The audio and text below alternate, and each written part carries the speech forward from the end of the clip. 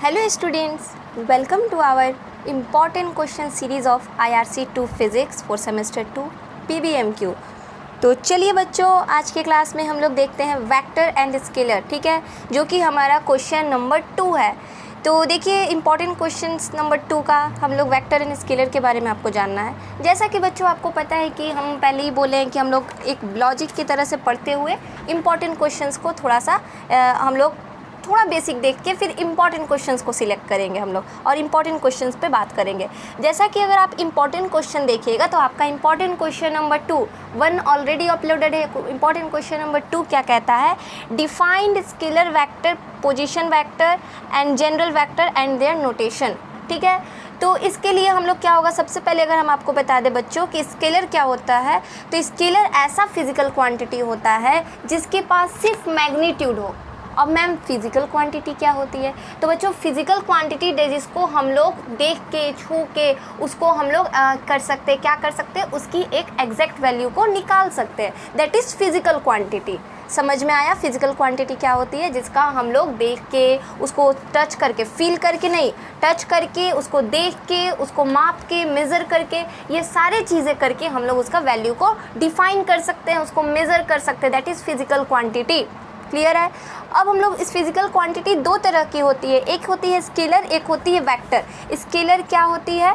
जिसके पास सिर्फ मैग्नीट्यूड हो, जिसके पास सिर्फ मैग्नीट्यूड हो स्टूडेंट्स, उसको कहते हैं स्केलर क्वांटिटी, ठीक है। जिसके पास मैग्नीट्यूड हो, सिर्फ हम आपसे कह दिए कि आपको 5 किलोमीटर चलनी है, that means I will not give you, हम लोग I will not give you direction where you have to go, I am only say that what you have to go 5 kilometre whatever the direction you have going। मतलब क्या? मतलब ये कि आप कहाँ जा रहे हो हमको उससे मतलब नहीं है, बस मैंने कहा कि आपको 5 किलोमीटर जाना है, दैट सिर्फ वहाँ पे सिर्फ मैंने क्या दिया, आपको मैग्नीट्यूड दिया। दैट मीन आपको सिर्फ एक क्वांटिटी दी, मैंने सिर्फ एक वैल्यू दी कि 5 किलोमीटर चलनी है, बट किधर चलनी है वो मैंने नहीं बताया, ठीक है। तो दैट इज़ स्केलर। और अब हम बात करें वेक्टर की, तो वेक्टर क्या होती है? जिसमें हम आपको कहते हैं कि आपको 2 किलोमीटर चलना है लेफ़्ट, 2 किलोमीटर चलना है राइट, 3 किलोमीटर चलना है अप साइड या डाउन साइड। दैट इज़ क्या कि हम आपको डायरेक्शन दे दिए। This is called vector quantity. तो चलिए बच्चों इसके डेफिनेशन को देखते हैं। The physical quantity which has magnitude as well as direction, ऐसा फिजिकल क्वांटिटी जिसका डायरेक्शन भी हो, मैग्नीट्यूड भी हो, उसी को कहते हैं वेक्टर, या फिर कह सकते हैं उसको वेक्टर लॉ ऑफ एडिशन।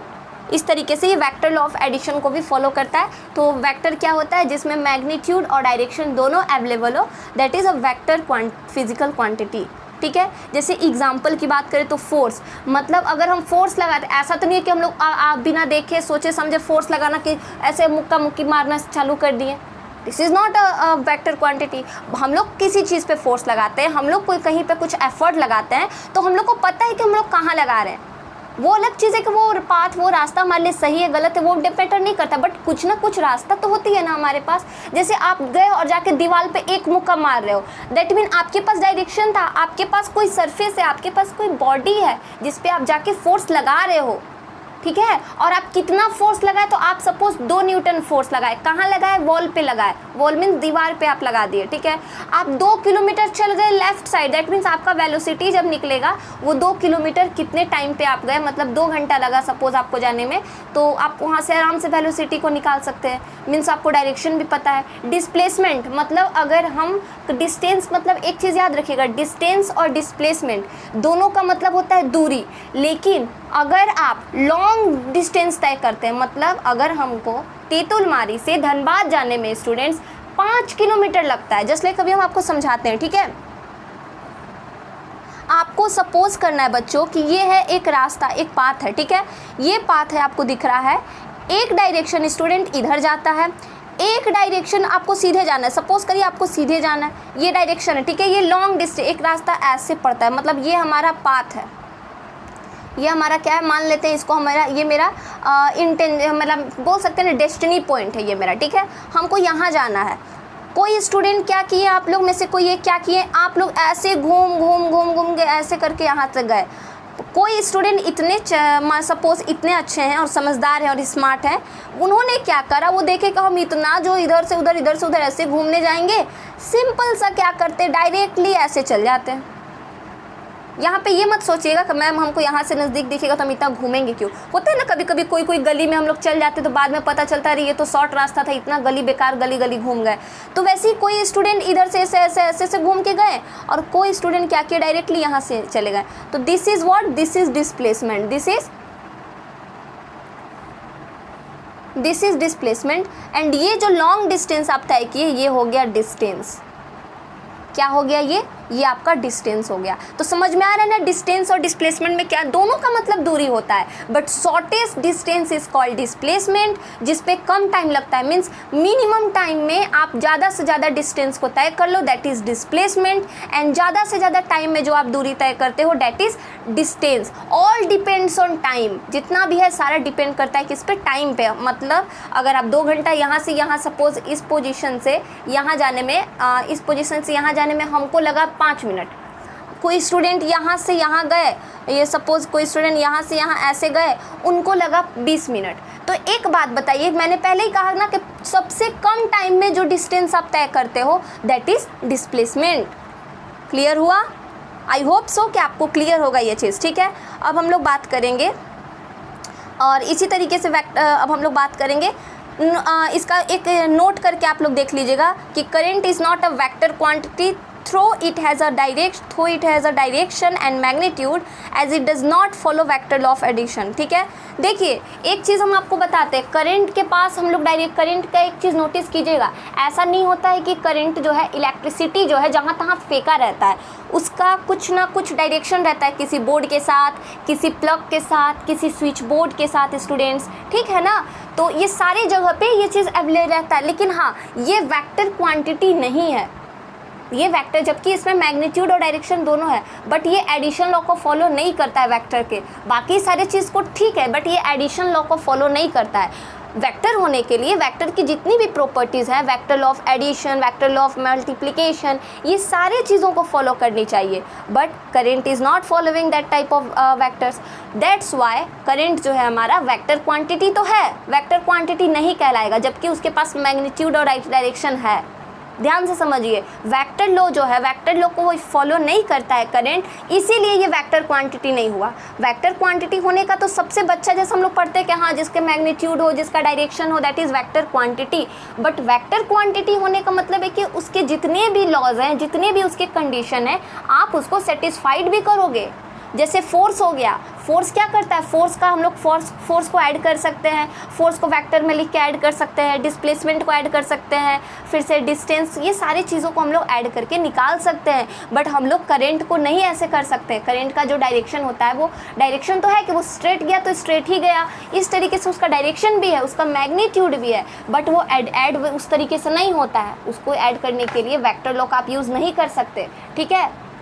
आप समझ रहे होंगे हम क्या कहना चाह रहे हैं। तो इसलिए करंट जो है वेक्टर क्वांटिटी नहीं होता है, जबकि उसके पास मैग्नीट्यूड और डायरेक्शन दोनों होता है। तो आप समझ रहे हैं ना, आपसे ऑब्जेक्टिव में क्वेश्चन पूछ सकता है। अब हम लोग बात करते हैं रिप्रेजेंटेशन ऑफ वेक्टर क्वांटिटी।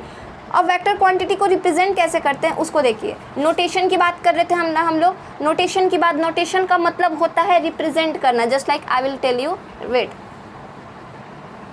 जैसे कि एग्जाम्पल देखिए, ठीक है, आप हम लोग डिनोट करते हैं कुछ इस तरीके से, हम लोग देखे होंगे ना, ए क्रॉस बी से वेक्टर को डिनोट करते हैं, ए डॉट बी से हम लोग किसको डिनोट करते हैं, स्केलर को। यही है इसका notation, A cross B that is vector, A dot B that is scalar.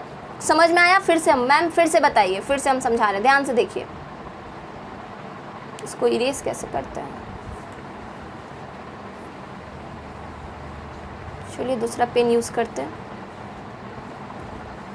ये यस कर लेते हैं। चलिए देखिए, जैसे कि हम लोग लिए यहाँ पे क्या है, A cross B, V vector is equal to क्या लेते हैं हम लोग निकालते हैं इस तरीके से कि सपोज़ कीजिए यहाँ पे ए है, यहाँ पे कुछ भी पॉइंट्स है, बी है, यहाँ पे बी है, यहाँ पे सी है, डी है, कुछ भी है, मान लीजिए कोई डिजिट से कोई भी नंबर है।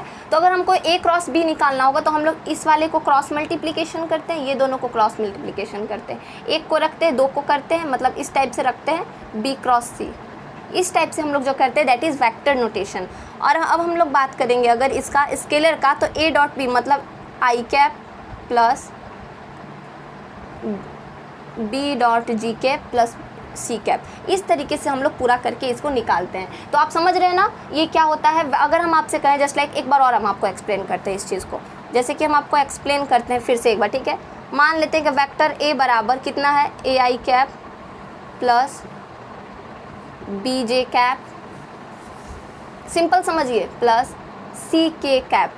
ये तो हमारा निकल गया, इसको हम लोग रिप्रेजेंट कर दिए। अब हम लोग क्या करेंगे, इसी चीज़ का मैग्नीट्यूड जब बच्चों निकाल दोगे, तो जब मैग्नीट्यूड निकाल के वैल्यू निकालोगे तो वो कहलाएगा स्केलर, और आप इसके इसको हटा दोगे, मतलब इसका मैग्नीट्यूड वाला पार्ट को हटा दोगे तो दैट इज़ वेक्टर।